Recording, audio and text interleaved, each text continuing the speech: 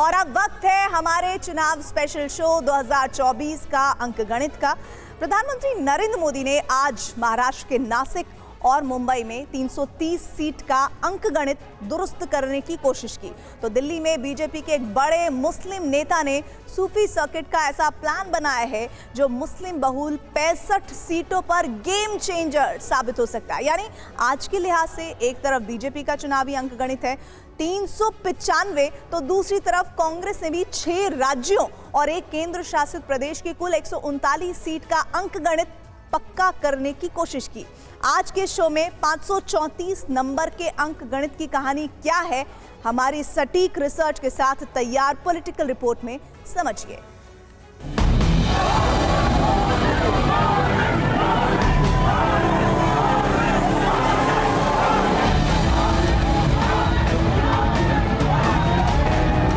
भारत माता की आज देश का मिजाज भी युवा है और देश का अंदाज भी युवा है।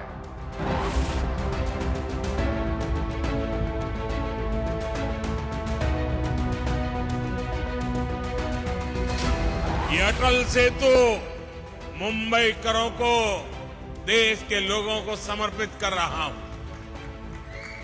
ये तब मोदी की गारंटी थी। मोदी जी जनता के लिए अनएम्प्लॉयमेंट में क्या काम कर रहे हैं? नौजवानों को नौकरी दी नहीं, चरम सीमा पर भ्रष्टाचार बढ़ा दिया, उनके पास जवाब क्या है? भारतीय जनता पार्टी को 2019 में कितना वोट मिला? 37%। 63% वो लोग हैं जिन्होंने भारतीय जनता पार्टी को नहीं माना, नहीं दिया वोट उन्हें।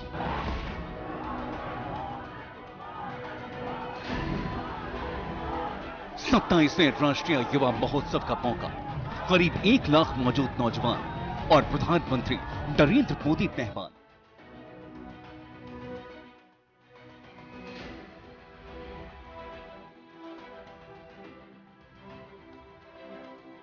सक्षम युवा समर्थ भारत की थीम वाले इस नेशनल यूथ फेस्टिवल का मकसद स्वामी विवेकानंद की 161वीं जयंती का जश्न मनाना है।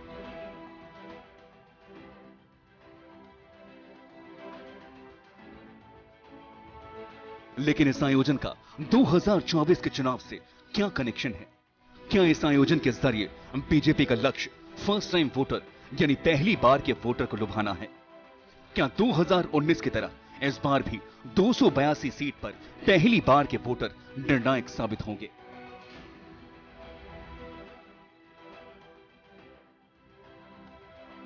इन सवालों के जवाब बस थोड़ी देर में आपको बताएंगे। अभी आप 2047 तक भारत को विकसित बनाने में नौजवानों के योगदान के साथ साथ उनसे 2024 के मतदान में बढ़ चढ़कर हिस्सा लेने के लिए प्रधानमंत्री की अपील सुनिए।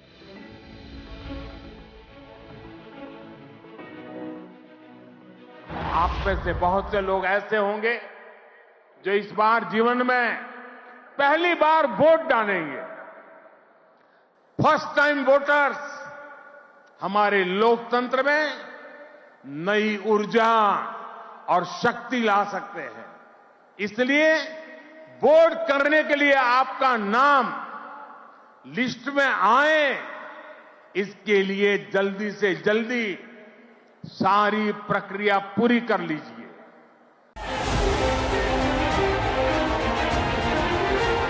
– 2014 और 2019 में प्रधानमंत्री मोदी की जीत में युवा मतदाताओं का बड़ा रोल रहा है। बीते 4 चुनाव में कैसे कांग्रेस से फर्स्ट टाइम वोटर टूटकर बीजेपी से जुड़ते गए। आपको इसका अंकगणित भी दिखाएंगे। अभी आपको लोकसभा चुनाव का वोट निर्णायक नंबर बताते हैं, जहां पहली बार के वोटर ही चुनाव परिणाम तय करते हैं। –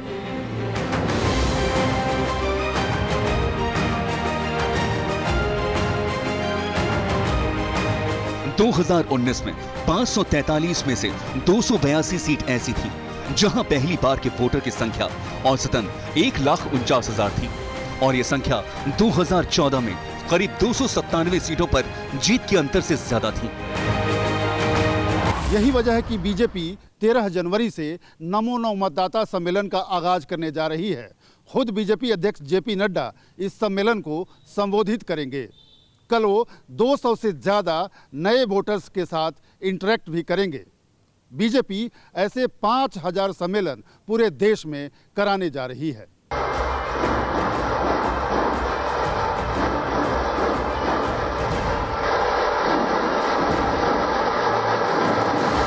इस सम्मेलन का समापन 25 जनवरी को होगा, जिसमें प्रधानमंत्री नरेंद्र मोदी भी हिस्सा लेंगे।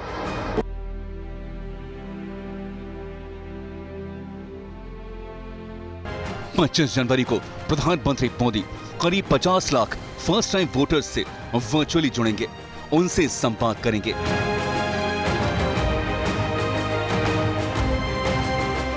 देश में इस बार पहली बार के मतदाता कितने होंगे, इसका अंकगणित भी आपको दिखाएंगे।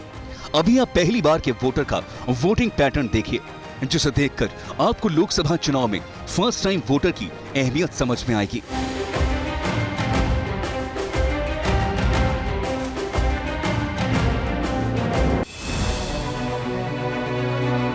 CSDS लोक नीति के मुताबिक 2004 में 18 से 22 साल के मतदाताओं में 27% ने कांग्रेस को तो 23% ने बीजेपी को वोट दिया। 2009 में भी कांग्रेस को 27% फर्स्ट टाइम वोटर के वोट मिले तो बीजेपी को 21%। 2014 में जब पहली बार नरेंद्र मोदी के नाम पर बीजेपी ने चुनाव लड़ा तो कांग्रेस को सिर्फ 17% युवाओं ने वोट दिया तो बीजेपी को नव मतदाताओं के 36% वोट मिले। 2019 में 20% नौजवानों ने कांग्रेस के लिए वोट किया तो रिकॉर्ड 41% ने बीजेपी के पक्ष में मतदान किया।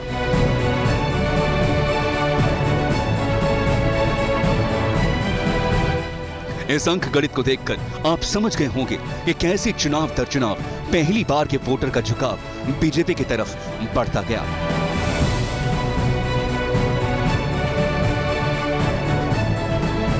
एक अनुमान के मुताबिक पहली बार के वोटर कुल मतदाता के 10 से 15% होते हैं। 2024 में कुल वोटर की तादाद करीब 100 करोड़ हो सकती है, यानी इस बार 18 से 22 साल के कम से कम 10 करोड़ वोटर पहली बार मतदान में हिस्सा लेंगे। भारत एक युवा देश है तो नरेंद्र मोदी इसी प्रकार से आह्वान कर रहे हैं और फर्स्ट टाइम वोटर पर अगर उनका ध्यान है तो ये फिर विपक्ष के लिए बहुत बड़ी समस्या होगी। विपक्ष का ध्यान अभी तक इस ओर नहीं गया है। राहुल गांधी यात्रा जरूर कर रहे हैं लेकिन उस यात्रा के जो कार्यक्रम न्याय में आए हैं उसमें फर्स्ट टाइम वोटर को लेकर कोई हमने उसमें पॉइंट्स नहीं देखे हैं कि अलग से कोई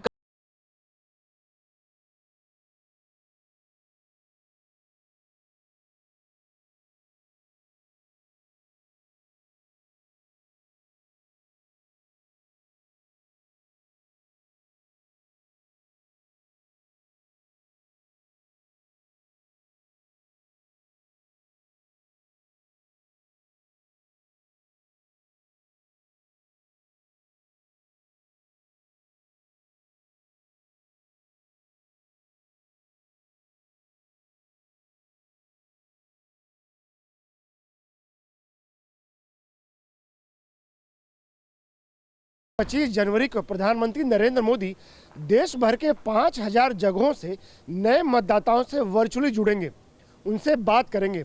इसके लिए बाकायदा उन सभी 5000 जगहों पर बड़ी LED स्क्रीन लगाई जा रही है, क्योंकि पिछले 2 चुनाव का ट्रेंड ये बताता है कि प्रधानमंत्री नरेंद्र मोदी की जीत में युवा मतदाताओं की बड़ी भूमिका रही है।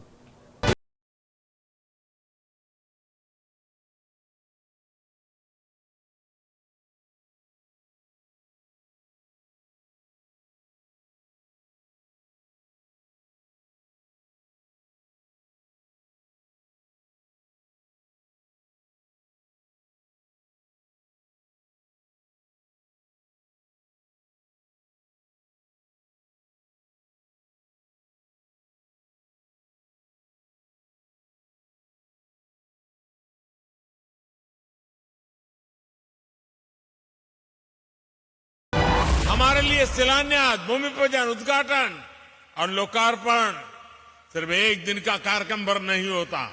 नहीं, ये मीडिया में आने के लिए और जनता को रिझाने के लिए होता है। हमारे लिए हर प्रोजेक्ट भारत के नवनिर्माण का माध्यम है। जैसे एक एक ईंट से बुलंद इमारत बनती है, वैसे ही ऐसे हर प्रोजेक्ट से भव्य भारत की इमारत बन रही है। चुनाव करीब है। लोकसभा सीटों के लिहाज से महाराष्ट्र बीजेपी के लिए बेहद अहम है। ऐसे में अटल सेतु के शुभारंभ के अवसर पर पीएम मोदी ने रोड शो भी किया।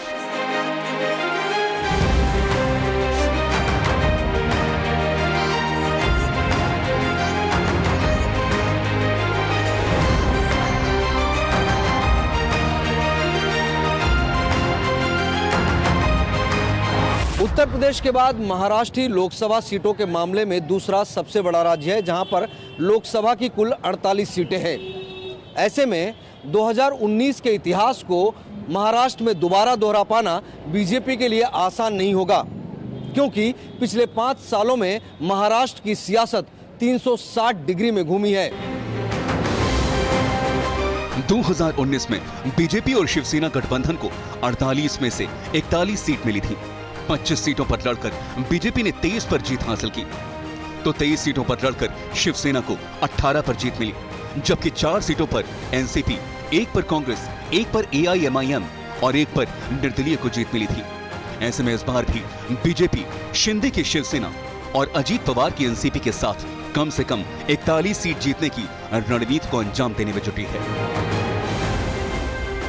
विकसित भारत का संकल्प केवल और केवल मोदी जी के ही द्वारा पूर्ण हो सकता है, यह विश्वास भारत के 9 मतदाता भी कर रहे हैं और हर व्यक्ति विशेष भी कर रहा है।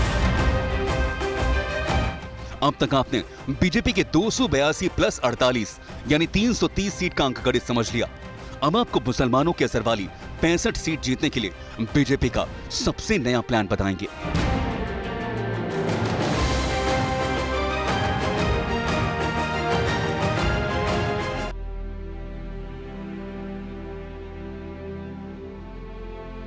प्रधानमंत्री नरेंद्र मोदी ने ख्वाजा मोइनुद्दीन चिश्ती के उर्स के मौके पर अजमेर शरीफ दरगाह पर चढ़ाने के लिए चादर भेजी है। प्रधानमंत्री ने बीजेपी अल्पसंख्यक मोर्चा को एक चादर सौंपी। इस दौरान बीजेपी अल्पसंख्यक मोर्चा के अध्यक्ष जमाल सिद्दीकी, राष्ट्रीय उपाध्यक्ष तारिक मंसूर और दिल्ली हज कमेटी के प्रमुख कौशल जहां समेत तमाम नेता मौजूद थे। इसकी तस्वीरें एक दिन पहले ही सामने आई, जिस वक्त प्रधानमंत्री अमन और शांति के पैगाम के साथ ये चादर बीजेपी के मुस्लिम नेताओं को सौंप रहे थे। उसी दौरान इन नेताओं ने उनके सामने देश में सूफी सर्किट बनाने का प्लान पेश किया। 2024 में 51% वोट हासिल करने और 303 सीटों का रिकॉर्ड तोड़ने के लिए बीजेपी का वोट बैंक बढ़ना जरूरी है। इसके लिए बीजेपी का जोर मुस्लिम वोट बढ़ाने पर है। मुस्लिम वोटरों में पैठ बढ़ाने के लिए बीजेपी पहले से कई कार्यक्रम चला रही है, लेकिन अब बीजेपी के मुस्लिम नेताओं ने सूफी सर्किट के तौर पर एक ऐसा प्लान बनाया है जो बीजेपी के मिशन 65 को अंजाम तक पहुंचाने में बेहद कारगर साबित हो सकता है। बीजेपी का मिशन 65 क्या है, आपको ये बताएं। उससे पहले ये जानना जरूरी है कि बीजेपी अल्पसंख्यक मोर्चा के सूफी सर्किट वाले प्लान पर पीएम की राय क्या थी। सूत्रों के मुताबिक प्रधानमंत्री ने सूफी सर्किट के विचार की तारीफ की। उन्होंने बीजेपी अल्पसंख्यक मोर्चा और मुस्लिम धर्म गुरुओं से इस पर अल्पसंख्यक कल्याण मंत्री के साथ बैठकर विस्तार से पूरी योजना बनाने का सुझाव दिया। ऐसे में राम मंदिर के उद्घाटन के बाद फरवरी में अल्पसंख्यक कल्याण मंत्री स्मृति ईरानी के मुस्लिम धर्म गुरुओं के साथ सूफी सर्किट के मुद्दे पर बैठक हो सकती है।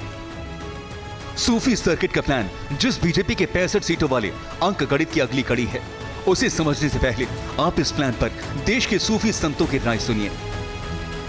तमाम पॉलिटिकल पार्टीज ने आज तक मुसलमान को एक वोटर के तौर पर इस्तेमाल किया है। नरेंद्र मोदी जी की सरकार ही वाहिद सरकार आई है जिसने मुसलमानों के हितों के बारे में सोचा, और 65 सीटों के ऊपर फोकस करना, ये समझिए कि आने वाले टाइम के अंदर जो है एक बड़ा वोट बैंक जो है बीजेपी से जुड़ चुका है और जुड़ने जा रहा है। बीजेपी 2024 में सीट और वोट का नया रिकॉर्ड कायम करना चाहती है। इसके लिए हर वर्ग में पैठ बढ़ाने के साथ साथ उसका जोर मुस्लिम वोट पर भी है। इसके लिए बीजेपी बीते 2 साल से 65 सीटों पर काम कर रही है। मुस्लिम वोट बैंक में इजाफे के लिए बीजेपी लगातार कई जनसंपर्क कार्यक्रम चला रही है। इसके लिए शुक्रिया मोदी भाईजान, सूफी संवाद महाअभियान, मोदी मित्र स्नेह सम्मेलन और पसमानदा स्नेह संवाद यात्रा जैसे कार्यक्रम चल रहे हैं। इन कार्यक्रमों की वजह है बीजेपी से मुस्लिम वोट बैंक की दूरी। लाख कोशिश के बावजूद बीजेपी का मुस्लिम वोट शेयर अब तक 2 अंक में नहीं पहुंच पाया है। CSGS लोकनीति के मुताबिक 2004 के चुनाव में कांग्रेस को 36% मुसलमानों ने वोट दिया था, तो बीजेपी को 7% मुस्लिम वोट मिले थे। 2009 में कांग्रेस को 38% मुसलमानों के वोट मिले, तो बीजेपी को सिर्फ 4% मुस्लिम वोट मिले। 2014 में 38% मुसलमानों ने कांग्रेस को वोट दिया, तो बीजेपी को 8% मुस्लिम वोट मिले। 2019 में 33% मुसलमानों ने कांग्रेस के पक्ष में वोट दिया, तो इस बार भी बीजेपी को मुसलमानों के 8% वोट ही मिले। 10 साल सरकार चलाने के बावजूद बीजेपी को उम्मीद है कि नरेंद्र मोदी के नाम और काम के बूते 2024 का अंकगणित भी उसके पक्ष में होगा। इसके लिए उसका पूरा जोर पिछली बार के 38% वोट को 51% तक ले जाने पर है। बीजेपी के 51% वोट वाले प्लान और भारतीय जनता पार्टी को लोकसभा चुनाव में हराने के लिए कांग्रेस और उसके सहयोगी दलों की सीट शेयरिंग को लेकर बैठकों का दौर भी अब जारी है। आज यानी 12 तारीख को समाजवादी पार्टी और कांग्रेस की उत्तर प्रदेश को लेकर 80 लोकसभा सीटों पर चर्चा होनी थी और सीट शेयरिंग पर भी बातचीत होनी थी, लेकिन समाजवादी पार्टी का आरोप है क्योंकि कांग्रेस अपना होमवर्क करके नहीं आई, इसीलिए आज की बड़ी बैठक को रद्द करना पड़ा। समाजवादी पार्टी और कांग्रेस की अगली बैठक अब 15 जनवरी को होगी। इससे पहले ममता बनर्जी भी अपने प्रतिनिधियों को दिल्ली भेजने से इंकार कर कांग्रेस को झटका दे चुकी हैं। लेकिन कांग्रेस को समाजवादी पार्टी के साथ यूपी की 80 और आम आदमी पार्टी के साथ केंद्र शासित प्रदेश चंडीगढ़ और 5 राज्यों की 59 सीटों पर जल्द से जल्द सहमति की उम्मीद है। इसे लेकर आम आदमी पार्टी और कांग्रेस के नेताओं में दूसरे दौर की बैठक भी हो चुकी है। सीट शेयरिंग को लेकर आम आदमी पार्टी और कांग्रेस के बीच दूसरे दौर की बैठक हुई। दिल्ली के अलावा चंडीगढ़, हरियाणा, गुजरात और गोवा में भी दोनों दलों के बीच सीट बंटवारे में आपसी सहमति के आसार हैं। हालांकि पंजाब को लेकर अभी भी उहापोह की स्थिति बनी हुई है। कांग्रेस और आप की पहले दौर की मीटिंग में दोनों ही दलों ने अपने अपने दावे और मांगे रखी।